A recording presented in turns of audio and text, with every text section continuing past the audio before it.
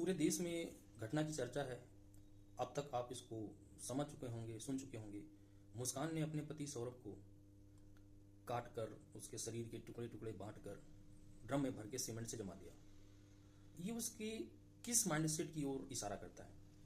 मैं केवल सिर्फ दो लोगों या दो प्राणियों की बात यहाँ पर नहीं कर रहा। इस तरह की घटनाएं हम अक्सर पहले भी अपने आसपास देखते रहते हैं।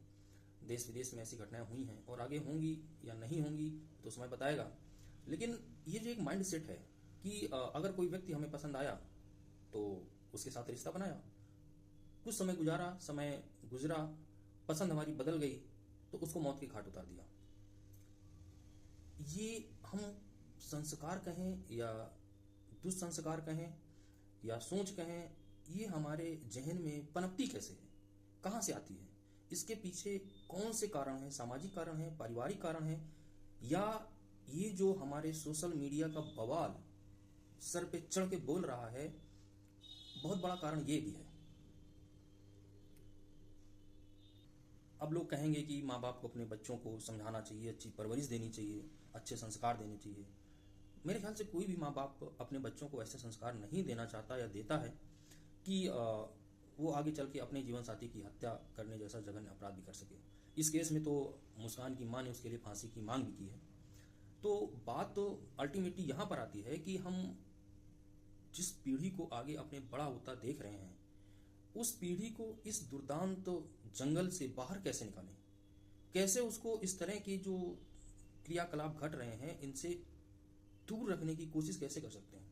मुझे जहां तक लगता है कि हम जो कर सकते हैं वो तो हमें करना ही चाहिए, लेकिन जो स्वयं का व्यक्ति है, जो स्वयं की पीढ़ी है, उनको यदि नहीं समझ में आता, वो स्वयं के प्रति जिम्मेदार नहीं होते, तो दूसरा व्यक्ति इसमें बहुत ज्यादा कुछ करने के काबिल नहीं बचता है।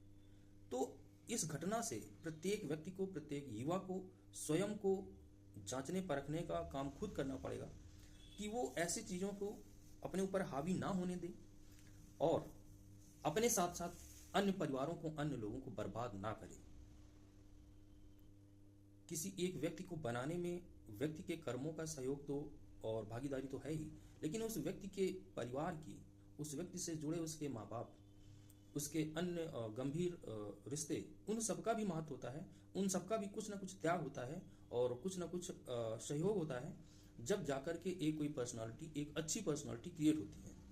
और वही अगर कुछ दुष्ट प्रकृति के लोगों के सानिध्य में आकर उस पर्सनालिटी का विनाश हो जाए तो ये सिर्फ उस एक व्यक्ति का विनाश नहीं होता है, उस व्यक्ति के साथ में उन परिवारों का, उस परिवार का, उन माँ बाप का भी विनाश हो जाता है। तो हमें इस चीज को समझना होगा। हमारे आसपास इस मानसिकता के लोग हैं या नहीं हैं, इस चीज को भी हमें गौर करना होगा। और यदि हैं तो जितना हमसे प्रयास हो सकता है उनके माइंडसेट को बदलने की कोशिश की जाए। और जो स्वयं लोग इस मानसिक बीमारी से जूझ रहे हैं उनको स्वयं के अंदर एक बार फिर झांकना चाहिए कि किसी को इस जहन्नुम से, इस दुनिया से जहन्नुम पहुंचा देना, उठा देना से बेहतर है कि उससे अलग हो जाया जाए। ठीक है, आप अलग हो जाएंगे, उसका दिल दुखेगा या जो भी उसकी भावनाओं को ठेस पहुंचेगी वो उसको बैलेंस करेगा, लेकिन कम से कम वो इस संसार में तो रहेगा, उसके अन्य जो बचे रिश्ते हैं उनकी जिम्मेदारी तो उठा पाएगा। तो ऐसी जो और मुस्कान हैं उनसे मेरा निवेदन है कि भविष्य में ऐसी घटनाओं को अंजाम देने से बचें और किसी और को विक्टिम ना बनाएं और कृपा करके उनकी जिंदगी से इतना दूर चली जाएं कि ना वो आपको देखें, ना आप उनको देखें और आप अपने जहां में मस्त रहें, लेकिन उनको बख्श दें।